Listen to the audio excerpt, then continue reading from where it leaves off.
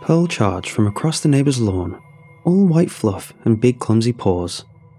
My ass collided with the side of my Kia, and I squatted down to accept my daily barrage of puppy kisses.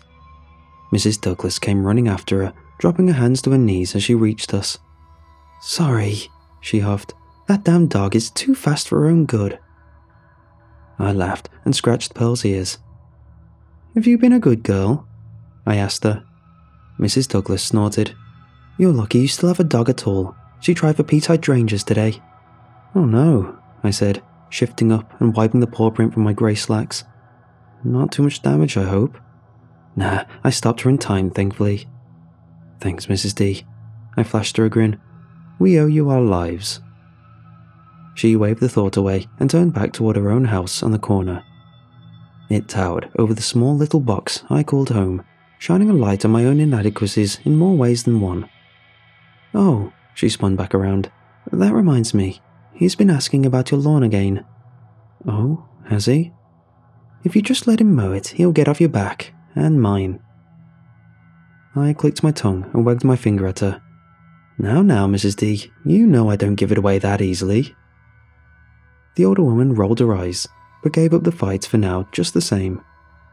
I corralled Pearl inside and went to work on both our dinners, chuckling to myself about the whole damn thing. I didn't know Mr. Douglas all that well, honestly, just the things I'd heard from his wife. He was crazy about his yard, I knew that much. More often than not, he was the recipient of the neighbourhood's most beautiful lawn award, much to the chagrin of old Mrs. Huxley down the street. He always waved to me as we headed off to work in the morning, but other than that, we didn't talk much. He seemed like an average, boring sort of guy. The pointed comments about my own unmanageable mess of weeds and vines might have been taken with greater offence if he wasn't so harmless. I settled down on the couch with a microwave dinner and a PBR just in time to hear Mrs. Douglas calling for the kids out the back door. There were two of them, a boy around 10, Stephen, and his younger sister, Lily. Stephen and his friends were hellions around the neighbourhood, stampeding their bikes up and down streets and driveways, whooping and hollering the whole way. Little Lily followed like a groupie, but from what I could tell, her brother kept a good eye on her. My neighbour's shouts were punctuated by the sound of thundering drumming across the sky, low and distant, but prolonged enough to tell me something massive was coming. Pearl whined next to me. I was in for a long night. Several hours and a handful of beers later, I was laying on my bedroom floor with a pillow and comforter pulled down with me. Pearl was curled tightly in the closet, nose buried in her paws as the rain ripped and rumbled outside. I was just drifting off into a fitful sleep when a resounding crack shook the house and I shot up like a rod. Damn, I thought. Here we go. I've been living in fear of the massive oak tree in the backyard since I bought the house in the first place. Its ancient branches hung like a claw over my roof, threatening with every strong wind to reach down and grab a hold of it. I was saving up to get it trimmed, but damn if that wasn't half the cost of my down payment right then and there. I struggled up off the ground, groaning and pawing at the back of my head. Pearl whimpered and ducked away, so I gave her a pat before snatching open the nearby curtain.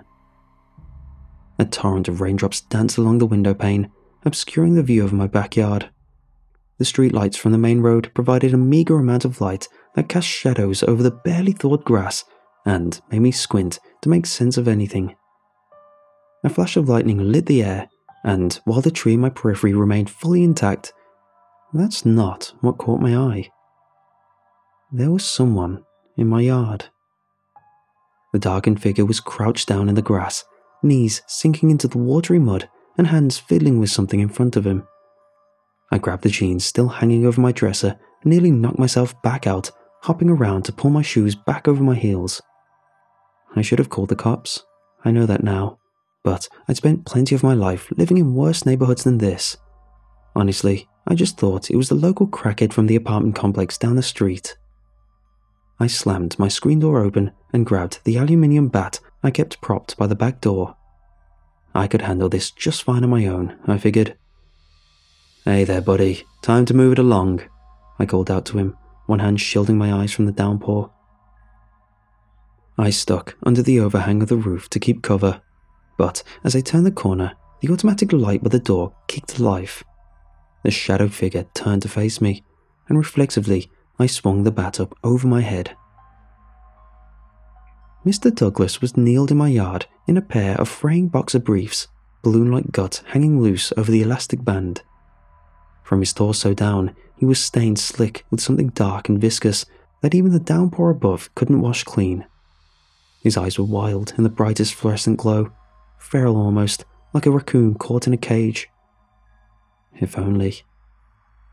He pulled a foot underneath of himself and pushed slowly off the ground. "Mr. Douglas?" I said, holding tight to my bat. "You all right, man?" He weaved forward, and to the left, his arm raised up in my direction. More dark liquid oozed out of the appendage. My knees turned to jello. He didn't have any fingers. Well, he still had one. His thumbs, currently hanging off to the side, held on by a small string of sinew. The dangling digit captured his attention, and he raised it, trembling, to his mouth. I won't lie. I bolted. My screen door crashed behind me, joining the keen of Pearl's deafening howls. She was out of a closet now, trying to push her way out of the door behind me, snarling and spitting. I dropped the bat and grabbed her by the collar instead to wrestle her inside. I clicked the deadbolt in place, just as Mr. Douglas collided full force with the door. My knees sank into my scrunched-up comforter on the bedroom floor as I clawed around for my forgotten phone. Pearl's growls, punctuated by bang after bang, left my own fingers shaking like leaves when I finally scooped it up. Each ring echoed like a church bell bouncing around inside my ribs. I crawled into the dog's hiding place in the closet, and seconds later she leapt right in with me. 911, what's the location of your emergency? My neighbour. He's hurt. He's trying to break in. Sir, you need to calm down. What's your location? The sound of glass shattering reverberated from the next room, and I nearly dropped my phone, scrambling back out. 5878 Wallaby Avenue, I shouted out, shouldering closed my bedroom door just as a bloody knob snuck through it. What was left of his hand pinched between the door and the frame, just a mass of gristle and bone fragments. I gagged and charged against the door. And what's the nature of the emergency? My neighbour broke in. There's something wrong with him. There's something... It was his turn to throw his body weight against the door. The pressure of the blow left my phone flying from my hand, left me staggering back at its surprising force. The Mr. Douglas I knew was much too much of a lily-ass to throw a baseball around with this kid. How the hell did he get so strong? Pearl started up again, darting between us just as another thud left the door flying open and a pale, pudgy body staggered through. His skin was reminiscent of cottage cheese in both texture and tone. The gore caked along his torso and arms didn't do him any favours. Pearl lunged for his groin, and while I winced reflexively at the attack, he didn't so much as whimper. He did, however, reach down from my dog's neck, going for the scruff before he seemed to realise that he couldn't grab a hold. Instead, he levelled a swift kick her way, leaving her squealing. I rushed forward, grabbing the lamp on my dresser, and shoved it as far as I could into his puffy cheeks. The force of the blow left him staggering, but ultimately didn't do much to deter him. He tumbled back over one of the dining room chairs. A shard of glass left in his wake pierced right up through his heel, but even that didn't seem to stop him. He was back up in no time. To my relief, I heard the sweet call of sirens, singing in the distance. I shoved the door closed again and wrapped my arms around Pearl. I hadn't picked her up since she was a pup, and before that moment, I wasn't so sure I could anymore. She struggled against me, but I didn't let up. I held her in a bear hug and stumbled out into the front hall. Behind us, Mr. Douglas fell against the doorframe and braced himself against the wall with his bloody stumps. Time slowed as I pulled at the chain of my front door, red and blue lights flashing in from the front windows. The deadbolt slid and I wrenched the door inwards. Mr. Douglas landed flush against my back as I collapsed into the screen door and spilled out onto my front walkway. It was over in a flash as Pearl squirmed from my grasp and something moist and mushy pushed into my hair. Police already had weapons drawn and aimed. I threw myself forward into the unforgiving cement, rolling to the side and covering my head. A mass of fluff climbed on top of me, and before I knew it, I was being pulled from the ground by a team of medics. I was near hysterics as they wheeled me into the ambulance. It didn't help when I glanced over to the house on the corner, only to see their windows speckled from the inside with fresh blood. That was 7 months ago now, and nothing has been quite the same since. The street is quieter, neighbours are more closed off. I used the money I've been saving for the tree and built myself a privacy fence instead. I don't want to talk about what he did to his family. Honestly, my therapist has heard enough about the details. Not a night goes by where I don't still see his manic-eyed gaze as I close my eyes to sleep. At least, all of them was accounted for. Mr. Douglas, not so much. You see, they only found 4 of his fingers. They were sticking up out of thin holes in my yard. Most days, I am able to keep myself from drifting off, staring into their empty house. Most days, I don't even think about those 6 missing fingers. Between a pandemic and the post-traumatic stress, Pearl's been my lifeline. Neither of us do too well during the storms anymore, but most of the time, her big goofy grin is all that keeps me together. She loves having a yard of her own nowadays. She'd spend all day out there if I let her.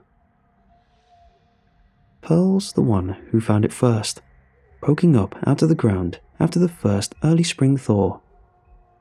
A set of bright red leaves shooting up from the dirt. I didn't think much of it when I first caught her digging. Lord knows I didn't plant anything, but it wouldn't be the first time some seeds had blown in and made it their home. If they trusted me to provide for them, well, they'd be sorely mistaken. A week later, they were nearly knee-high, and it was all I could do to keep the damn dog's nose out of the dirt. Pearl went wild for them, rolling and flopping and barking up a storm. I shooed her away and tried to keep an eye on it. I made a mental note to try look up the plant later. As they grew, spindly black veins sprouted up through the hole of the leaves. Yesterday, I let her out in the morning and stumbled off towards the kitchen to start my day. I'd barely made it to the coffee pot when Pearl went wild, paws banging against the back door as she whined for my attention. When I peeked out, she squeezed away back inside, massive red leaves shooting out from either side of her snout. Before I could make sense of it, she was darting around the house, me chasing behind her and grumbling about the impromptu game of keep away. Soon she cornered herself in the closet. I clicked the bedroom door shut behind me to block her escape. The sliding door squealed as I yanked it open, and Pearl knew instantly she'd been caught. She spat the weeds at my feet and drove off under the bed. A low, uncharacteristic growl escaped her. With a sigh, I knelt down to collect the mess of dirt and plant matter, only to let them fall again with a startled gasp. At the bottom of the pile, dangling off the roots, was a perfectly preserved human thumb. Pearl took my hesitation as an opening to grab it up again, tucking herself and a wagging tail under the bed as she started to chew. I reached a shaky hand to pull at my curtain. There were 3 more tufts of red jutting up from the grass. Mr. Douglas planted his fingers in my yard. And now, they're starting to sprout.